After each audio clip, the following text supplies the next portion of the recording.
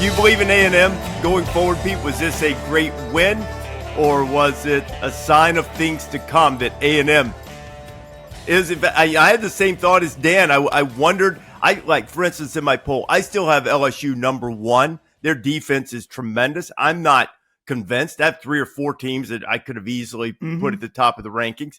Georgia has the same issues that we wondered about. They played well against Tennessee. I think Tennessee looked good. Texas, for whatever reason, they are sputtering on offense. It can't get things going there. Now, all of a sudden, look, A&M gave up a bunch of points too, to be clear about it. But, I mean, you can make a case for A&M and Oklahoma, I think, at least in the early going, the first few weeks of the season. Yeah. Well, I bring up this point only to mock the prediction industry, which has never been less reliable or more irrelevant than right now. So I predicted in preseason that Notre Dame would not make the playoff, and I had A&M in the playoff. And if it didn't come down to some like superhero career guy having to drop an extra point, I could be completely wrong, right? Like, it's so thin and so fragile, and it's what makes the sport so great. So I'm not doing that to like go to the chiropractor to pat myself on the back, but I'm just saying, like, we all sit around for 7 months. Yeah, we all sit around for fair. I could use an adjustment. We all sit around for 7 months and try to figure out this matrix. And it comes down to like mind-boggling things like a lacrosse national champion, dropping extra point. I do feel terrible for him, by the way, just generally. So I do believe in A&M. Like, I believe in, the route where I believe in teams is obviously starts with quarterback play and then goes right to lines, right? In A&M, there was a little question on the quarterback play. I think that's been answered. Maybe louder and quicker than I would have expected. Credit to Marcel Reed. Credit to Colin Klein. He has grown and evolved in a fantastic way. And then they have the wackiest schedule, just in how it lays out the next 6 games of anyone in the country. They have 3 home games and 3 road games. You ever heard of that? I mean, usually you have those stretches where you go back and forth. You're running back. Scheduling is one of those things. Went to Syracuse, didn't take a lot of math classes, so I try to stay in my lane. But that's they're hard to put together. So this isn't a criticism. It's just bizarre. So the 3 home games are first Auburn, Mississippi State, and Florida. They'll be favored in all of them. That at LSU game on October 25th is looking pretty spicy right now. But they're going to go to Arkansas before, and Taylor Green can beat anybody by himself. Then they go to Missouri, who has proven to be a very good team, and Bo Pribula is as dynamic and dangerous as any quarterback in the country. So, that stretch will be interesting, but don't be surprised if A&M wins the 3 games in which they're favored. Auburn will be the toughest, but obviously I'm not going to – Florida's too talented to just, ring up a win against them, And Mississippi State has proven to have some mettle. But if they can navigate that stretch, they'll probably be the number 1 team in the country. Right? Or if they can, they should be. Until proven otherwise, I will have to assume, Dan, that even though Florida will show up and play hard, we know that'll happen. Until proven otherwise, I will assume the Gators will do whatever it takes to help Texas A&M win that game if they need to. Georgia Tech has been the master of the upset under Brent Key. And now Georgia Tech is going to be a player, I think, in the ACC. They just have to avoid stepping on the rake, win the games you're supposed to win, and now they've proven they're going to stay in the fight against the uber-talented teams who Clemson's underperforming. Look, I'm going to get mocked. I picked them preseason number 1. I picked them to win the national championship.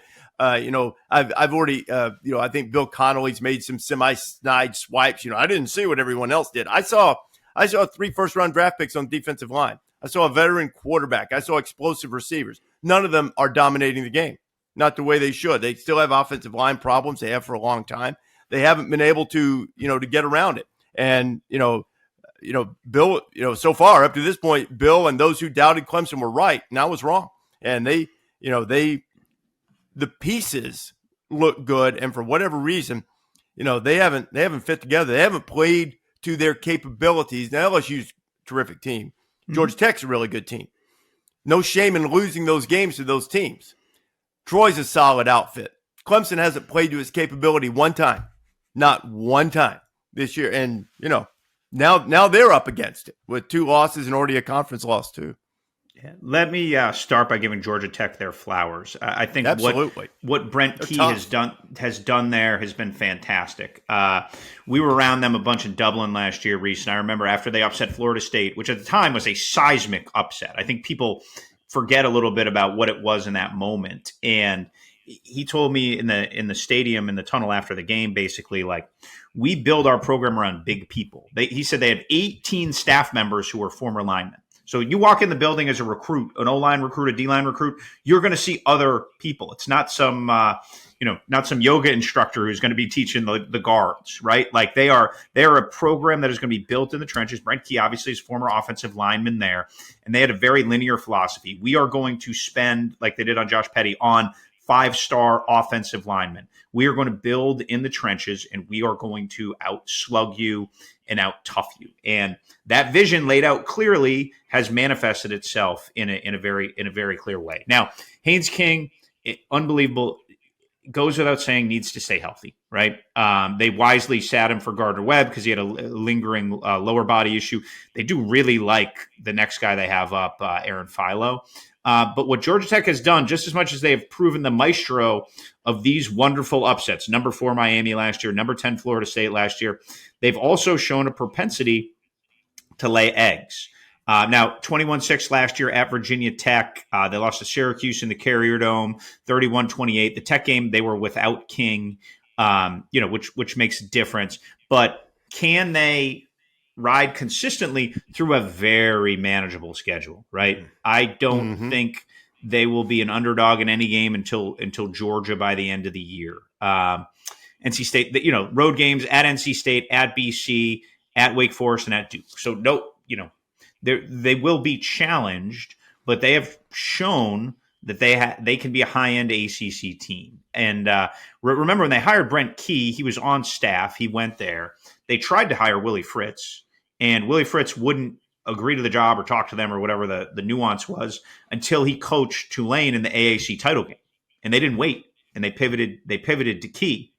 And that pivot and that decision in that moment has proven to completely revive Georgia Tech football. They're relevant in Atlanta again. They're winning on the biggest stages. They're vibrant and they're buzzing and they have a clear identity. So just a lot of credit to the whole operation there, from Jay Batt to Ryan Alpert now. They've raised a ton of money. They want to be on the right side of the river in this thing too, and they've been very intentional about that.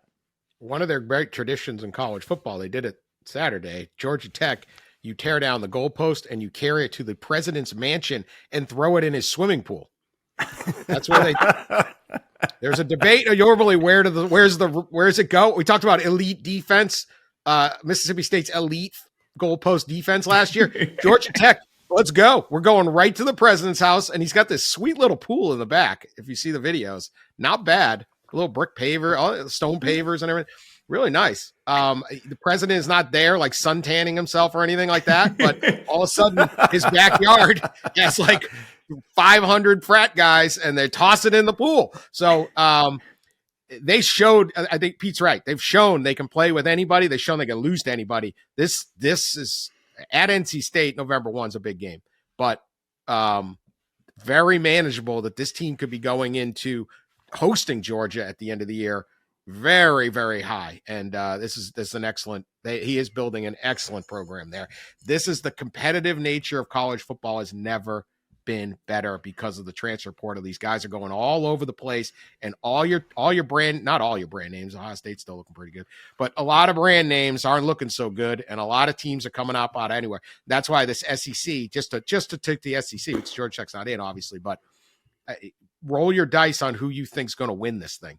And when was the last time you could say, we're going to do it today, we're doing another show, but we could spend 20 minutes debating 7 different teams could win this league, maybe? I don't know. Mm-hmm. When was the last time that was the case? It used to be like, well, looks like Florida and Alabama are going to meet in the SEC championship game, and that'll be it. Or Georgia and Alabama game. Like, that was pretty much it. Now, I don't know. Nobody knows. The sport is so great right now.